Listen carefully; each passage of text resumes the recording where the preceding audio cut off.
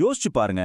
ஒரே ஒரு தேதி, பல நூற்றாண்டுகள், பல பெரிய பெரிய மேதைகள், இவங்க எல்லாத்தையும் ஒன்னா சேர்க்கிற ஒரு விஷயம் இருக்குன்னு சொன்னா நம்ப முடியுதா? வாங்க, இன்னைக்கு அப்படி ஒரு ரொம்பவே விசித்திரமான ஆச்சரியமான நாளை பத்தி தான் நம்ம பார்க்க போறோம். இப்ப பாருங்க, ஒரு பக்கம் மறுமலர்ச்சி காலத்துல இத்தாலியில இருந்த ஒரு பெரிய ஆர்கிடெக்ட், இன்னொரு பக்கம் மங்கோலிய படையெடுப்பு நடந்தப்ப வாழ்ந்த ஒரு இஸ்லாமிய வானியலாளர். சரி, இவங்களுக்கும் சம்பந்தமே இல்லாம போன தலைமுறையைச் சேர்ந்த ஒரு விண்வெளி விஞ்ஞானி. இவங்க 3 பேருக்கும் என்னங்க சம்பந்தம் இருக்க முடியும்? பதில் ரொம்பவே சிம்பிள். ஆனா அதே சமயம் ரொம்ப ஆச்சரியமானது. அது பிப்ரவரி 18.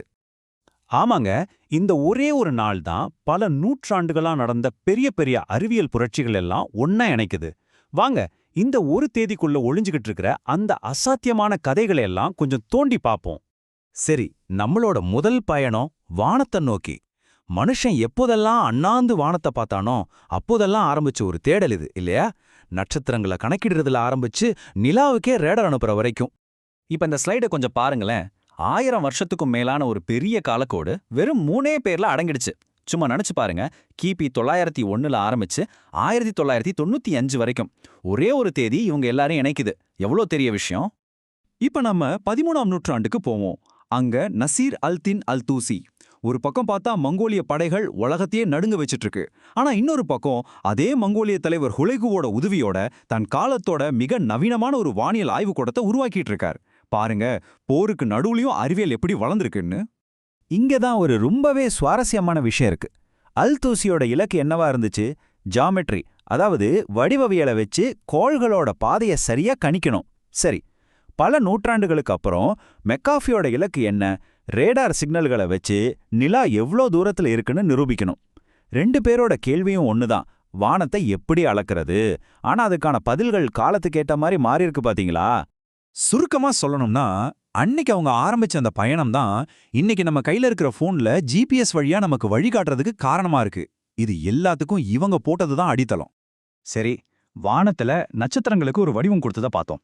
இப்ப நம்ம கண்ணுக்கு முன்னாடி இருக்கிற கலைக்கும் கணிதத்துக்கும் இவங்க எப்படி ஒரு வடிவம் கொடுத்தாங்கன்னு பார்க்கலாம் வாங்க. லியோன் பட்டிஸ்டா எல்பெர்டி பிப்ரவரி 18ல பிறந்த ஒரு உண்மையான மறுமலர்ச்சி கால சூப்பர் ஸ்டார். பொதுவா கலை வேற கணிதம் வேறன்னு நாம நினைப்போம் இல்லையா? ஆனா ஒரு தட்டையான கேன்வாஸ்ல ஒரு முப்பரிமாண உலகத்தையே கொண்டு வர முடியும்னு கணக்கு போட்டு காட்டினவர் இவர்தான். அடேங்கப்பா, இவரோட திறமைகளை பாத்தீங்கன்னா தலை சுத்திடும். ஒரு பக்கம் ரோம்ல பெரிய பெரிய கட்டிடங்களை வடிவமைக்கிறாரு, இன்னொரு பக்கம் உலகத்தோட முதல் ரகசிய குறியீடுகள், அதாவது கிரிப்டோகிராஃபி பத்தின புத்தகத்தை எழுதுறாரு. இது மட்டும் பத்தாதுன்னு நின்னுட்டு இருக்கிற ஒரு ஆள் தலைக்கு மேல தாவி குதிப்பாராம். இவரை என்னென்ன சொல்றது சொல்லுங்க? அவரே சொல்றாரு பாருங்க, கணித ஆய்வுகளை விட எனக்கு சந்தோஷம் கொடுக்கிற விஷயம் வேற எதுவும் இல்லைன்னு. அவனோட ஒவ்வொரு ஓவியத்திலையும் சரி கட்டடத்திலையும் சரி இந்த கணித காதலை நம்மளால நல்லாவே பார்க்க முடியும். இப்ப இதே தேதிக்கு அப்படியே நேர் எதிர் துருவத்துல இருக்கிற ஒருத்தரை பார்க்கலாம். ஆல்பர்ட்டிக்கு கணிதம்ங்கிறது ஒரு கருவி.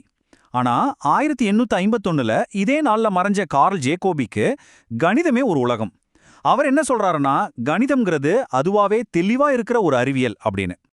இந்த ஜேகோபி, சோபஸ்லி மாதிரியான மேதைகள் தான் கணிதத்தை அதோட பயன்பாடுகள்ங்கிற கட்டத்திலிருந்து விடுவிச்சு ஒரு தூய சிந்தனையா மாத்துனாங்க.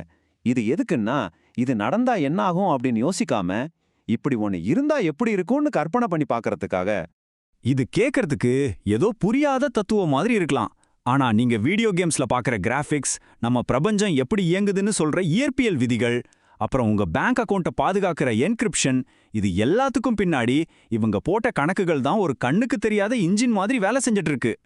சரி, அந்த கற்பனையான கணித உலகத்திலிருந்து இப்போ நம்ம நிஜ உலகத்துக்கு வருவோம்.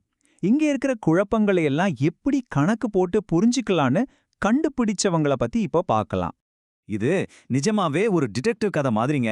1876ல ஜேக்கப் லோரோத்னு ஒருத்தர் ஒரு முக்கியமான புள்ளியியல் முறையை கண்டுபிடிக்கிறாரு. ஆனா என்னாச்சுனே தெரியல, உலகம் அந்த சுத்தமா மறந்துருது. சரியா 30 வருஷம் கழிச்சு வில்லியம் கோசெட்னு இன்னொருத்தர் ஸ்டூடெண்ட்ங்கிற புனைப்பெயர்ல அதே விஷயத்த மறுபடியும் கண்டுபிடிச்சு வெளியிடுறாரு. அதனாலதான் இன்னைக்கு அதுக்கு பேரே ஸ்டூடெண்ட்ஸ் டி டிஸ்ட்ரிபியூஷன் ஆகிடுச்சு. பாருங்க, சரியா அதே நாள்ல புள்ளியியலோட இன்னொரு ஜாம்பவான் பிறக்கிறார். அவர் பேரு ஜார்ஜ் உட்னி யூல். இன்னைக்கு ஸ்டாட்டிக்ஸ் படிக்கிற ஒவ்வொரு மாணவரும் கண்டிப்பா இவரோட புத்தகத்தை ஒரு தடவையாவது தொட்டு பார்த்திருப்பாங்க. பொதுவா இந்த கணக்கு மேதைகளை பத்தி ஒரு விஷயம் சொல்லணும். அவங்க வெறும் புத்தக புழுக்கள் மட்டும் இல்ல, இந்த யூல்க் ரிட்டையர் ஆனதும் விமானம் ஓட்டணும்னு ஒரு பெரிய ஆசை. ஆனா இன்சூரன்ஸ் கம்பெனிக்காரங்க வயசாயிடுச்சுன்னு சொல்லி ஒத்துக்கல. அவர் என்ன செஞ்சார் தெரியுமா? கவலையே படாம சொந்தமா ஒரு விமானத்தையே வாங்கி பைலட் லைசென்ஸ் எடுத்தாரு. அந்த அளவுக்கு ஒரு வெறி. அப்ப யோசிச்சு பாருங்க, ஒரே ஒரு தேதி பிப்ரவரி 18 அது நமக்கு என்னவெல்லாம் கொடுத்திருக்கு. ஓவியத்துல ஒரு புது பார்வையை கொடுத்திருக்கு, வானத்துல கோள்களை புரிஞ்சுக்க ஒரு வழியை கொடுத்திருக்கு, கணிதத்துல ஒரு புது உலகத்தையே திறந்து வச்சிருக்கு, புள்ளியல்ல ஒரு சக்தி வாய்ந்த கருவியை கொடுத்திருக்கு, ஏன் கடைசியா நிலாவுக்கே நம்ம சிக்னல் அனுப்பி பார்க்கற அளவுக்கு அறிவியலை வளர்த்திருக்கு. இதிலிருந்து நம்ம என்ன தெரிஞ்சுக்கணும்? வரலாறுங்கிறது நேரா போற ஒரு ரோடு கிடையாதுங்க. அது ஒன்னோட ஒன்னு சம்பந்தமே இல்லாம ஆரம்பிச்சு எங்கேயோ ஒரு புள்ளில சந்திக்கிற பல நூல்களை வச்சு நெய்த ஒரு பெரிய கம்பளம் மாதிரி. அந்த கம்பளத்தை நெய்யற நூல் எது தெரியுமா? நம்ம மனுஷனோட ஆர்வம் தான். பிப்ரவரி 18ங்கிறது இப்படிப்பட்ட கதைகள் நிறைஞ்ச ஒரு நாள், அவ்வளவுதான். ஆனா நம்ம கேலண்டர்ல இன்னும் 364 நாட்கள் பாக்கி இருக்கு. யோசிச்சு பாருங்க, நாளைக்கு தேதியில இன்னும் என்னென்ன மேதைகளோட கதைகள் நமக்காக ஒளிஞ்சுகிட்டு இருக்கோ யாருக்கு தெரியும்?